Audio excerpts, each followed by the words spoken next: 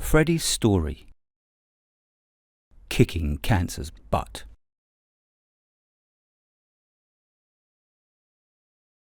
Once a vibrant and energetic child, Freddie's rapid decline from robust health to severe illness was both alarming and devastating to the family.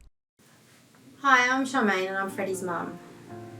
Back in May 2023, we went on a family holiday to Scotland where we had an amazing time with family, and Freddie was like a normal 8-year-old little boy, running around, splashing in the lakes, climbing the trees. However, he did present with a cold. The family assumed that this was the onset of his usual tonsillitis. However, after returning home, his symptoms worsened, progressing to sleep apneas. They consulted GPs and visited A&E in Chelmsford and Colchester, where he was diagnosed with either potentially having tonsillitis, sinusitis, or hay fever, and prescribed antibiotics, which didn't help. Finally, Freddie's nanny, a nurse, examined his throat and noticed a severe bulging of his palate. She suspected this was causing his sleep apneas. Freddie was rushed to A&E, where blood tests and oxygen support were administered. An ear, nose and throat consultant suggested the issue was a Thornwalt cyst, requiring surgery. This news was overwhelming for Freddie's parents, unfamiliar with hospital settings, and Freddie, already unwell, was distressed. His condition worsened, with interrupted breathing at night. After an MRI at Broomfield, he was blue-lighted to Great Ormond Street Hospital. When he was down in surgery, a lot of things go through your mind. They tell the parents to go for a cup of tea or coffee, and then your child will be coming back in a couple of hours. But obviously that couple of hours is, you don't really know what to communicate about other than Freddie. So when we went back up to the room, and we assumed Freddie would be there because it was a couple of hours later,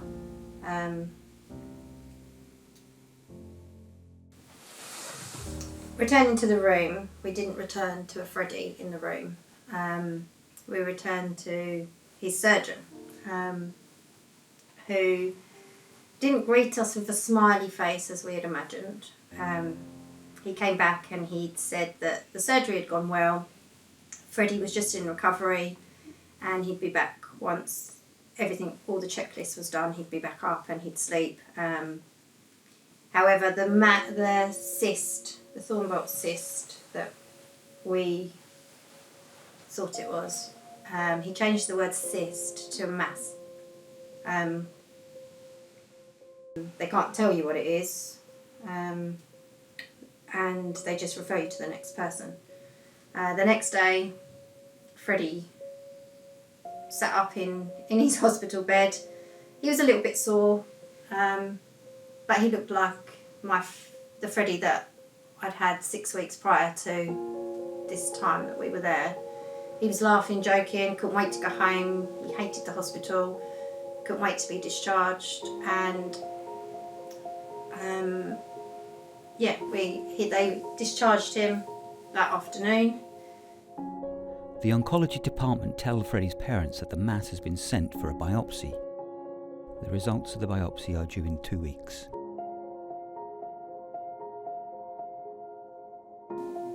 But Freddie, in himself, he recovered so well from that operation, you wouldn't think he had anything wrong. He went back to school, he attended clubs, he swam, he did everything that an 8-year-old do. He loved football, he played football. He wasn't poorly after that operation. He was well. He was the Freddie that we had before. 26th of June 2023, the hospital doctors tell Freddie's parents that he has cancer and will be starting chemotherapy 4 days later.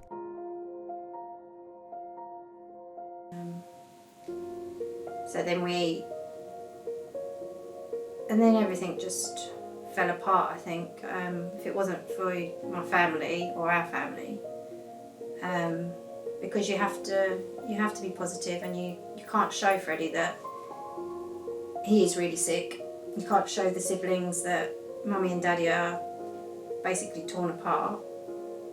You have to keep going because you have to protect them. Your protective instinct kicks in, and you show them your happy face during the day, and then in the evening, that's when you can have your little crash. So on the 26th of June 2023, Freddie went down for his next operation, which would be to put in a central line, which is what they use to administer chemotherapy, and to take weekly bloods from Freddie to ensure that his levels are okay to continue chemotherapy. He went in, had his operation. Unfortunately, he reacted to a few drugs that he was given, and that's where you find out that your children can be allergic to quite a few things, and Freddie just happens to be allergic to about 7 things. And it's quite scary, it's quite daunting. We were actually having a meeting with a consultant at the time when everybody was running into his room because his heart rate had gone, and it just turns, it's a different world. When you step into the oncology ward, everybody is in the same position. Freddie at that point didn't know that he had cancer because we hadn't processed it ourselves, and I couldn't say the word cancer. The word cancer to me scared me, because I think as an adult, if you know people or you've grown up with people that you've lost or they've had cancer, it becomes a scary thing. So to tell him he had cancer is something that Andy and I couldn't do until his second round of chemotherapy, where he asked, "Well, I don't understand why I'm here, Mummy. Why are we in this hospital? Why are the people in the corridor? Why are they bald? Why are those people losing their hair? Why is that person vomiting?" All of the things that Freddie was going to experience, he was seeing, and then it didn't seem very fair to hide that from him. So telling Freddie that he had cancer was one of the worst things that I'll ever want to do or have to do. It broke my heart to tell him. But I think it made us stronger as a family, and I think it gave Freddie the fight that he needed to know that cancer is scary, and it takes everything away from you, and it makes you very, very sick. But it also makes him stronger because he is a fighter, and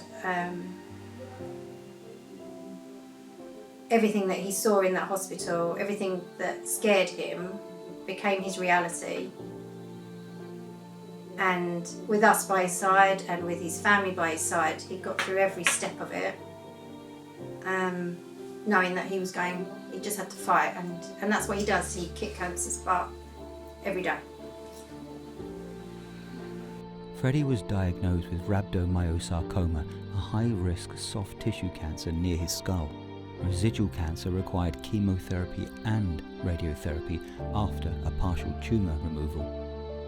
Treatment involved 9 intense chemotherapy rounds, cycling 4 days in the hospital and 3 days at home. Some of the side effects Freddie experienced were exhaustion, hair loss, vomiting, lack of appetite, mood changes, and many more. Freddie became a baby Hulk overnight, someone that was so sensitive and placid and lovable became angry, frustrated, and wanted to know why he'd been given cancer and he couldn't play football and he couldn't do everything that his friends and his siblings were doing. So following on from his chemotherapy, Freddie lost all of his hair. He became reliant on his caps, and to make him feel special and to make him understand that it's okay to lose your hair, and it doesn't define you.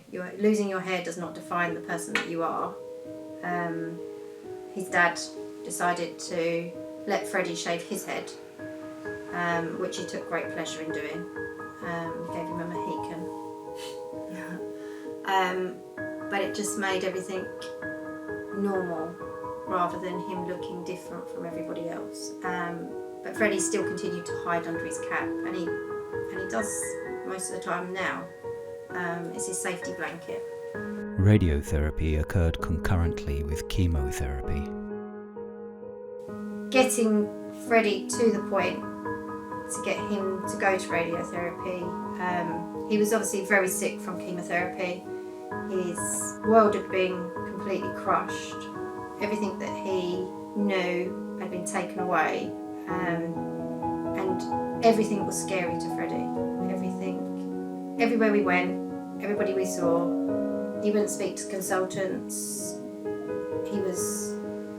He became, I suppose, he regressed and became a lot younger than what he was. And radiotherapy, you have to do a lot of prep for that because they have to wear a mask, which is there to protect them, but it's also to keep them they're not allowed to move whilst in proton beam therapy. So they lay on the table, and the mask is placed over them. And because of the locations of Freddie's cancer, his mask was substantially large, so it went from the top of his head to his waist. And that mask is moulded to Freddie, and when he lays on the bed, it's clipped, so he can't move. To protect him, he can't move to protect him, but also they clip it in, and that in itself is quite scary and daunting for a child who's not feeling very well at the time either. But he overcame that fear, and he smashed proton therapy. Yay! Freddie was still completing the initial chemotherapy alongside the proton beam therapy at UCLH. Freddie's oncology consultants then recommended an additional 12 months maintenance chemotherapy due to the aggressive nature of his cancer. Our goal is to kick cancer's butt and for Freddie to live a life free of pain and constant hospital appointments and scans and tests, and just to be the little boy he wants to be and play football, swim, run around in a park, cough without mummy, thinking there's something majorly wrong. Even though he's smashed through his chemotherapy and he's had his radiotherapy and they're grueling treatments, what he's endured, no child should have to endure.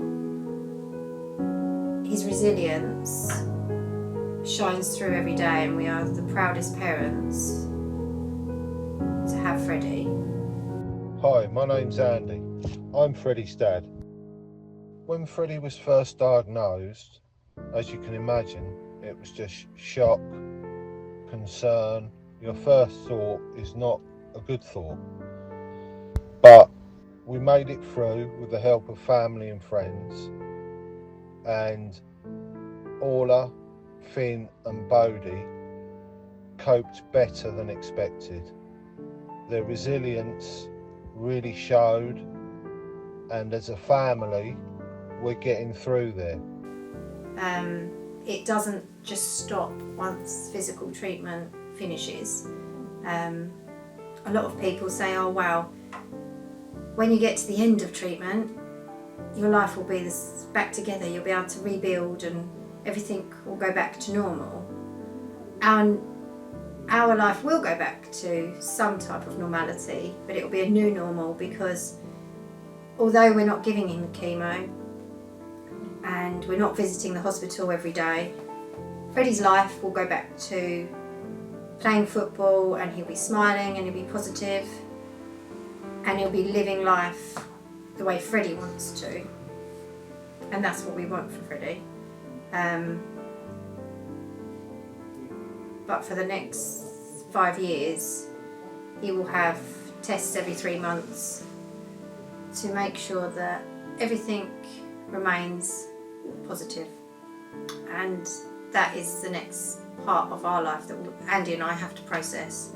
And it's a very scary thought. And we will process it in time. But for any oncology parents and for families that have a child that is fighting cancer, life doesn't just start again, it just changes and we adapt to the new norm. Once we've raised enough for Spread a Smile, we'd like to raise some for Freddie and also for local charities that have helped Freddie and our family along the way. But we'd like to see Freddie also have a little bit of happiness from it after 21 months of grueling therapy. I think Freddie would love to have some time out from the hospitals and have a little break away. That would be Freddie's ideal, wouldn't it? And Freddie, have you got a favourite place you think you'd like to go to? Hawaii. Yeah, I think it said Scotland. Freddie'd like to go on a plane. Hawaii. Hawaii? Oh my goodness. Or Turkey. Turkey. I meant to go for your wedding. You know you can go on a plane to Scotland.